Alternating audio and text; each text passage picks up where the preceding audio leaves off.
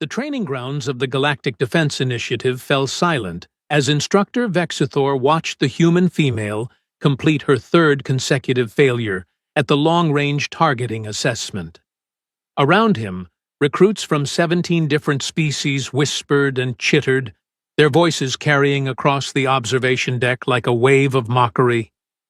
"Look at her," hissed Krell, a Zenthari warrior whose scales gleamed copper in the artificial sunlight. "She cannot even control her own respiratory system. How did such a creature pass the initial screening?"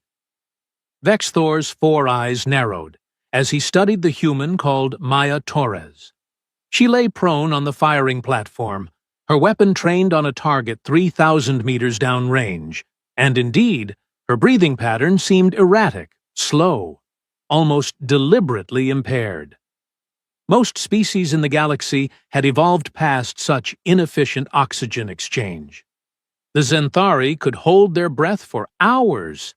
The Quilix absorbed atmospheric gases through their skin. Even the simple Boroth managed respiration through automated biological processes that required no conscious thought. But humans, these strange primates from the backwater planet they called Earth, seemed cursed with the most inefficient systems imaginable. They needed to breathe constantly. Their hearts beat at ridiculous speeds. They required sleep for a third of their existence. Vexthor had argued against their inclusion in the GDI sniper program, but Command had overruled him, citing some obscure provision about species diversity. 10 seconds remaining, announced the range computer, its voice echoing across the facility. Maya Torres had not fired a single shot. Her chest rose and fell in that bizarre manual pattern.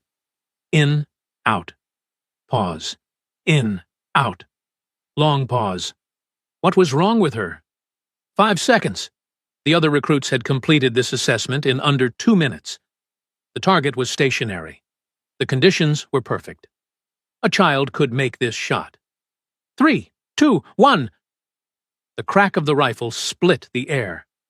Vexthor's heads snapped toward the display screen. The target, 3 kilometers away, showed a perfect center mass hit. Not just a hit, a bullseye. The kind of precision that even veteran snipers struggled to achieve on their best days. Silence blanketed the observation deck. "Computer error," Krell muttered. "Must be. Humans cannot shoot like that." But Maya was already standing, her weapons secured, her dark eyes sweeping across the observation deck with an intensity that made Vexthor's skin crawl. She said nothing. She simply walked off the platform and took her place among the other recruits, her expression completely neutral. "Torres," Vexthor called out, his translator rendering his words in the human's primitive language. "Explain your performance. Why did you wait until the final moment? Why did you not fire immediately?" The human looked up at him, and for a moment, Vexthor saw something in those eyes that he had rarely encountered in his 3 centuries of military service. Not fear, not defiance. Something colder, something calculating. "Wind shift at 2,000 meters, Maya said, her voice flat and precise. "Crosswind from the northeast, gusting between 12 and 15 knots. Temperature differential between launch point and target created a thermal column at 1,800 meters. I was waiting for the pattern to stabilize." Vexthor felt his primary heart skip a beat. "You were calculating wind?" "Yes, sir." "But you have no equipment, no sensors, no atmospheric readers. How could you possibly?" "I watched the grass," Maya interrupted, then seemed to remember herself. "Sir, I watched the grass movements at intervals along the range. I felt the air pressure changes on my skin. I listened to how the wind moved through the observation tower supports, and I controlled my breathing to steady my aim once I had all the data I needed." The observation deck erupted in chatter. Impossible. The human was lying. She must have gotten lucky. But Vexthor knew weapons, knew marksmanship, and he knew what he had just witnessed. "Recruits," he announced, his voice cutting through the noise. "You will all return to your stations. We will run this assessment again. Torres, you will observe from the deck." Over the next hour, Vex-Thor watched as every single recruit, including the vaunted Krell, failed to match Maya's performance. Some came close. None succeeded. And through it all, the human stood silent, watching, those dark eyes tracking every shot, every miss, as if filing the information away in whatever primitive computational system existed inside that soft skull. When the assessments concluded, Vex-Thor made his way down to the armory where the recruits were securing their weapons. He found Maya alone, methodically cleaning her rifle with a care that bordered on reverence. "Walk with me," he said. They moved through the corridors of the training facility, past barracks and tactical simulation rooms, until they reached one of the external observation windows. Beyond the transparent aluminum, the planet Terminus Prime spread out in shades of purple and orange, its twin moons hanging low on the horizon. "You should not be here," Vex-Thor said finally. "Humans are not suited for this work. Your biology is too fragile, your systems too inefficient, your reaction times too slow. Do you understand what I am saying?" Maya nodded, her expression unchanged. "You're saying we're inferior, sir." "I am saying you are different. The galaxy has seen 1,000 species rise and fall. Those who survive are those who adapt, who evolve, who shed the weaknesses of their primitive origins. Your people, you still carry those weaknesses. You still bleed easily. You still require constant nourishment. You still break under pressures that others would barely notice. And yet," Maya said quietly, "I hit the target." Vex-Thor's mandibles clicked in what might have been amusement. "Yes, you did. Which brings me to my question. How?" The human was quiet for a long moment, her gaze fixed on the moons outside. When she spoke, her voice carried a strange quality, almost wistful. "My grandmother was a hunter," she said. "Back on Earth, in the mountains of Colorado. She taught me how to shoot when I was 8 years old. She used to say that all the fancy equipment in the world couldn't replace understanding. Understanding the wind, understanding the weapon, understanding yourself." "Understanding is not enough in combat," Vex-Thor countered. "You need speed, strength, durability." "Maybe," Maya acknowledged, "but you also need patience. And humans, we're very good at being patient. We spent 200,000 years as persistence hunters. We didn't run faster than our prey. We just kept going, hour after hour, day after day, until the prey collapsed from exhaustion and we walked up and finished the job." Vex-Thor felt a chill run through his exoskeleton. "That is horrifying." "That's survival," Maya corrected, "and that's what we bring to the table. You want to know why I waited until the last second to fire? Because I could. Because I've trained my whole life to control things that your species automated away millions of years ago. My breathing, my heartbeat, my muscle tension, every single biological process that you consider a weakness, I've learned to weaponize." The instructor turned to face her fully, all 4 eyes focusing on this small, soft creature who spoke of weaponizing weakness. "The other recruits mock you," he said. "I know. They think you are slow, stupid, poorly designed. I know. Does this not bother you?" Maya's lips curved into something that might have been a smile, though there was no humor in it. "Sir, humans spent our entire evolutionary history being underestimated by bigger, faster, stronger predators. We're used to it. In fact, we're counting on it." Before Vex-Thor could respond, the facility alarm began to wail. Red lights strobed in the corridors. His communicator crackled to life with the voice of Commander Thexnall. "All personnel to battle stations. We have a Priority 1 situation.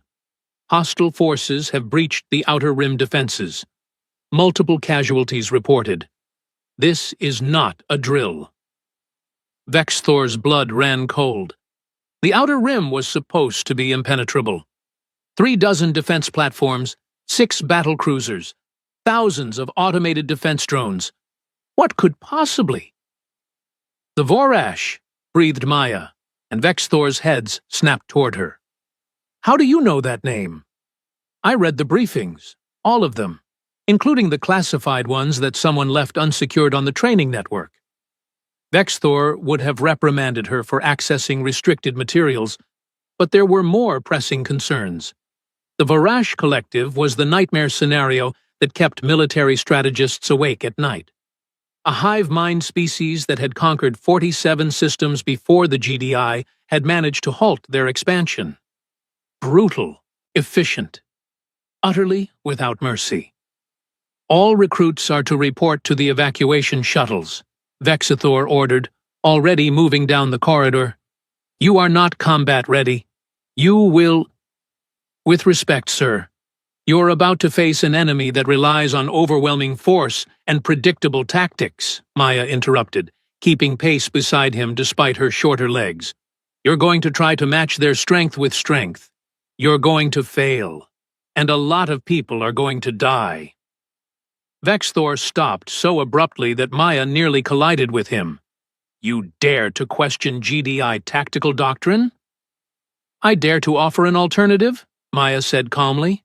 The Vorash fight in patterns. I've studied the recordings from the Battle of Kepler Station. They advance in waves. They rely on numerical superiority and synchronized assaults. But they don't adapt well to chaos. They don't handle unpredictability. And you believe you can provide that unpredictability? I believe I can slow them down long enough for you to evacuate the non-combatants and establish a proper defensive perimeter, Maya replied. But I'll need a rifle, a good position, and for everyone to stop trying to protect me like I'm made of glass. The facility shook as something massive struck the outer shields. Dust rained from the ceiling. In the distance, Vexthor could hear the screams of injured personnel and the automated voices of emergency systems cycling through damage reports. He looked down at this human, this fragile, slow-breathing creature who had somehow turned her species' weaknesses into strengths, and made a decision that would either save them all or doom them to a footnote in galactic history.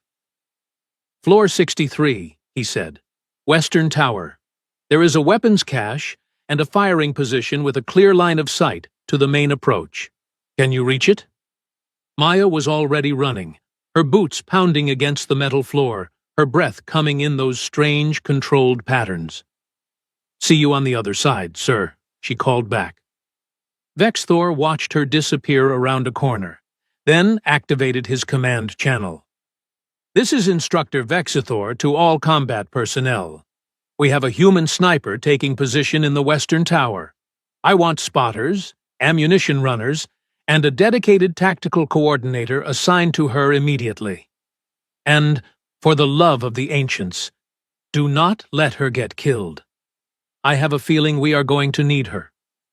As he raced toward the command center, Vexthor allowed himself a moment of dark humor. The galaxy had spent so long mocking humans for their primitive biology, their slow evolution, their inefficient designs. Perhaps it was time for the galaxy to learn what humanity had always known. Sometimes the deadliest predator was not the fastest or the strongest. Sometimes it was simply the one patient enough to wait for the perfect shot. The battle for Terminus Prime had begun, and Maya Torres was about to teach the Vorash Collective why underestimating humans was the last mistake many species ever made. Maya reached the Western Tower in 4 minutes flat, her lungs burning but her hands steady. The weapons cache was exactly where Vexthor had indicated, a reinforced locker containing enough firepower to hold off a small army. She selected a Dracon Mark VII precision rifle, checked the charge pack, and moved to the firing position. The view made her stomach drop. Through the reinforced observation port, she could see them. Thousands of Vorash warriors swarming across the landing fields like a tide of chitin and rage. They moved in perfect synchronization, each unit flowing into the next, their collective consciousness directing the assault with mechanical precision. No wasted movement, no hesitation, just pure, relentless advance. Torres, this is Captain Felix, Tactical Coordinator. A voice crackled in her earpiece. I have your position marked. What is your assessment? Maya swept her scope across the approaching force, her mind cataloging targets, calculating angles, estimating ranges. They're using a standard pincer formation, 3 primary columns advancing on the main gate, secondary forces flanking east and west, rear guard holding position at mark 700 meters. They're protecting something. Command vehicles, Felix confirmed. The Vorash hive nodes coordinate from protected positions. We have been unable to target them effectively due to their defensive screens and the shield coverage from the main force. How thick are those shields? Rated for sustained heavy weapons fire. Nothing short of orbital bombardment will penetrate them. Maya felt a smile tug at her lips. Captain, what about a single, precisely placed shot? There was a pause on the line. The shield generators are designed to disperse energy across their entire surface. A single projectile would be absorbed before it reached the target. Yes, Maya interrupted. Unless that projectile went through a weak point. Shields need emitters. Emitters need cooling systems. Cooling systems need vents. Another pause, longer this time. When Felix spoke again, his voice carried a note of something that might have been respect. Scanning now. Torres, if you are suggesting what I think you are suggesting, the shot would require threading a 15-centimeter gap at 700 meters while compensating for the shield's electromagnetic interference and the thermal distortion from their propulsion systems. And the wind, Maya added, feeling the air currents through the partially open observation port. Don't forget the wind. Southwest at 8 knots, gusting to 12, humidity at 62%, temperature dropping as the sun sets. Give me the exact coordinates of the vent. The data appeared on her scope's heads-up display. Maya settled into position, her body finding that perfect stillness that her grandmother had taught her all those years ago in the Colorado mountains. She let her breathing slow, feeling each heartbeat, timing the rhythm of her body to the rhythm of the world around her. The Vorash were 200 meters from the main gate now. She could hear weapons fire in the distance, the staccato bark of defensive turrets engaging the forward elements. It would not be enough. The Vorash absorbed casualties like water into sand, each fallen warrior simply replaced by 3 more. But Maya was not looking at the warriors. She was looking at the command vehicle, at that tiny vent no larger than her fist, at the one weakness in an otherwise impenetrable defense. Breathe in, hold, feel the wind shift. Account for the electromagnetic pulse of the shields. Calculate the drop over distance. Factor in the Coriolis effect from the planet's rotation. Breathe out, slowly, so slowly. The rifle bucked against her shoulder. 700 meters away, a spark of light flared as the hypersonic round punched through the cooling vent, through the internal systems, and into the hive node's central processing core. The effect was instantaneous.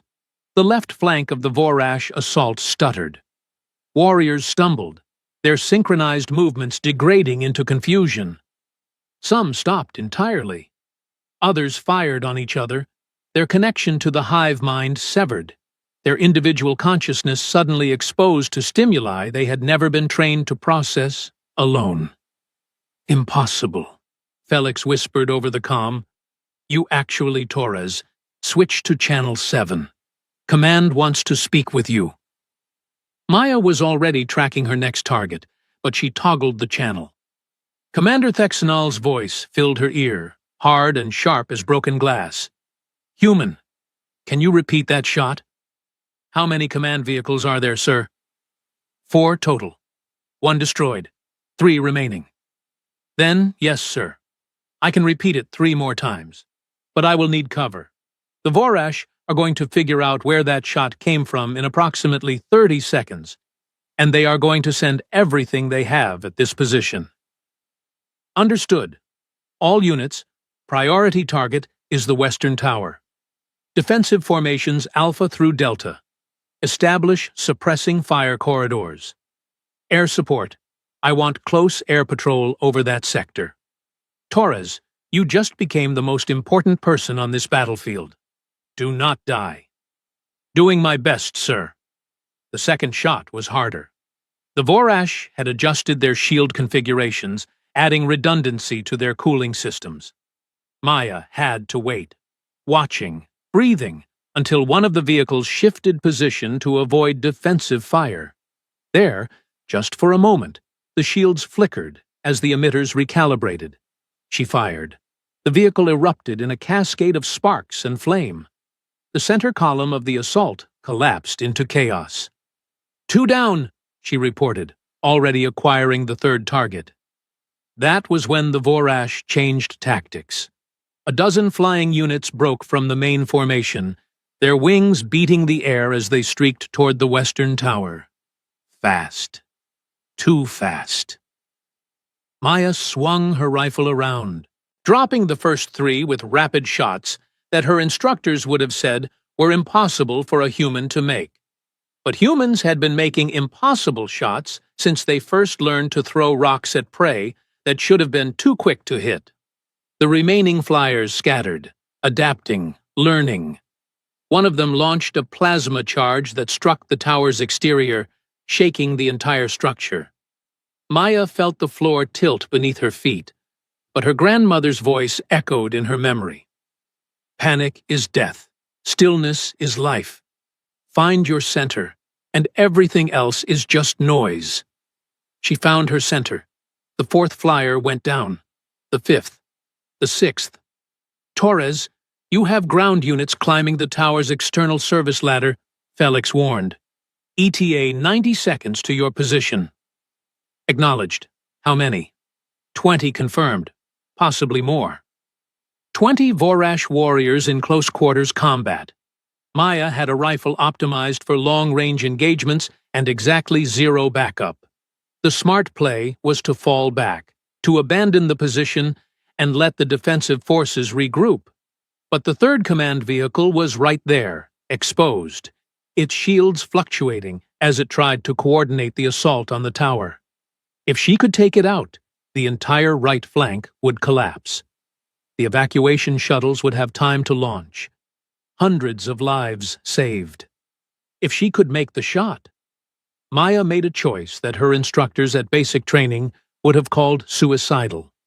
She locked her rifle into the firing mount, set the targeting parameters, and activated the weapon's autonomous fire mode.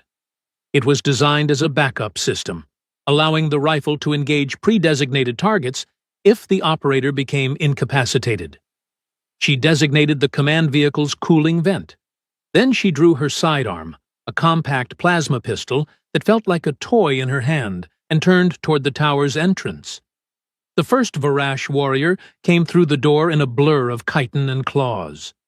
Maya put 2 shots into its center mass, the plasma bolts burning through its natural armor. It fell, but 3 more were right behind it. Humans were not fast. Humans were not strong. But humans had spent millennia learning how to kill things that were faster and stronger. They learned to fight dirty. They learned to use the environment. They learned that honor was a luxury for species who could afford it. Maya grabbed a thermal detonator from her equipment harness and rolled it into the doorway. The explosion sent Vorash body parts flying, bought her precious seconds. She used them to overturn a supply crate, creating cover, and to activate the tower's emergency sealing protocols. Blast doors slammed shut on the secondary entrances, but the Vorash kept coming through the main door, clawing over the bodies of their fallen, their hive mind driving them forward with mechanical determination. Maya fired until her pistol's charge pack ran dry. Then she dropped it and picked up a fallen Vorash weapon, some kind of energy blade that hummed with lethal potential. She had never trained with melee weapons. She had never wanted to. But her grandmother had also taught her how to use a knife, how to get in close when the rifle was not an option, how to turn an enemy's strength against them. A Vorash lunged at her. She sidestepped, letting its momentum carry it past, and drove the energy blade through the weak point where its head joined its thorax. It collapsed in a spray of ichor. Another came from the left. She ducked under its claws and struck upward, the blade finding the soft tissue beneath its armor plates. The rifle mount beeped. Target acquired. Firing. Through the chaos of close combat, Maya heard the distant crack of her rifle firing on autonomous mode. Heard the explosion as the third command vehicle died. Felt the floor shake as the Vorash assault outside degraded into complete disorder. But there were still warriors in the tower. Still claws reaching for her.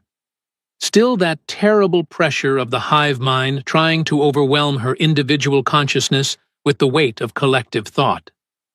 Except it could not. Because Maya was human. Because humans had evolved as individuals first and foremost. Because her mind was hers alone, wrapped in layers of stubborn independence that a billion years of evolution had hardened into something the Vorash could not penetrate. She fought in the ruins of the observation post, among shattered equipment and broken bodies, until her arms felt like lead and her breath came in ragged gasps. She fought until the last Vorash warrior fell twitching to the floor.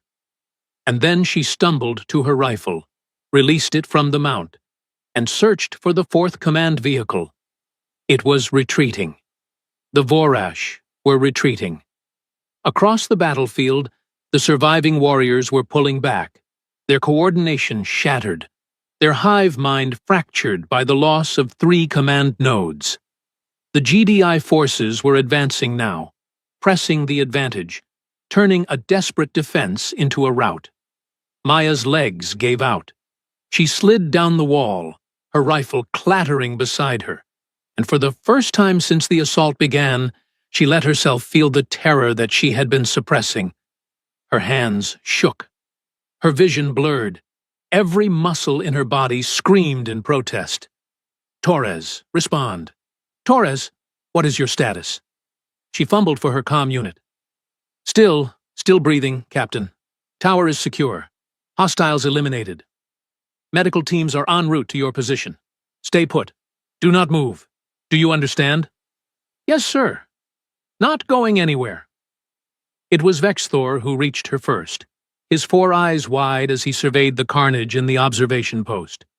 14 dead Vorash warriors, scorch marks on every surface. And in the middle of it all, one small human covered in alien blood, her chest rising and falling in those slow, deliberate breaths. You are alive, he said, and there was something in his voice that sounded almost like wonder. Disappointed? Maya managed a weak smile. Astonished, Vexthor corrected. He knelt beside her, his massive frame making her look even smaller by comparison. You held this position alone, against 20 warriors, while simultaneously eliminating a command vehicle. This should not be possible. Yeah, well, Maya coughed, tasting copper. Humans are really good at doing impossible things. It's kind of our specialty. Medical personnel arrived, fussing over her injuries, scanning for toxins and fractures. Maya let them work, her eyes drifting to the window, where the last rays of the alien sun painted the sky in shades of amber and gold. In the days that followed, as the GDI forces finished mopping up the scattered Vorash remnants, Maya's actions became the subject of intense analysis. Tactical experts studied her shots. Combat instructors reviewed the close-quarters engagement. Xenobiologists tried to understand how a human had resisted the Vorash hive mind's influence. But it was Krell, the Zenthari warrior who had mocked her breathing during the assessment, who perhaps understood best. He found her in the medical bay 3 days after the battle, his scales now a muted bronze that indicated respect among his people. "I was wrong about you," he said without preamble. "About your species. I thought your weaknesses made you inferior. I did not understand that you had weaponized them, turned them into strengths." Maya looked up from the tactical report she had been reading. "We didn't weaponize our weaknesses, Krell. We just learned to live with them, to work within their constraints. Your species automated breathing, so you never think about it. We have to think about every breath. That makes us aware of things you miss: wind patterns, air pressure, atmospheric conditions, all the little details that matter when you are trying to put a bullet through a 15-centimeter gap at 700 meters. And the hive mind resistance? Humans are stubborn," Maya shrugged. "We have been dealing with voices in our heads telling us what to do since we invented society. Religion, culture, peer pressure. We have had millions of years of practice saying no to external influence. The Vorash hive mind was just louder than most." Krell's mandibles clicked in amusement. "Command has approved your graduation from the training program. You will be assigned to an active-duty sniper team within the week. I suspect your career will be interesting. That's one word for it." After Krell left, Vexthor appeared, carrying a small case. "A gift," he said, placing it on her bedside table. "From the instructors. We thought you should have this." Maya opened the case. Inside, resting on velvet padding, was a badge, the GDI sniper qualification insignia, but modified. Beneath the standard crossed rifles, someone had added a small engraving. 2 words in standard galactic script. "She calculates." Maya felt her throat tighten. "Thank you, sir." "Thank you, Torres," Vexthor replied. "You have taught us something valuable. The galaxy has spent so long looking for strength in obvious places, in speed, in armor, in advanced evolution. We forgot that strength can also be found in patience, in awareness, in the ability to adapt to weakness rather than eliminating it.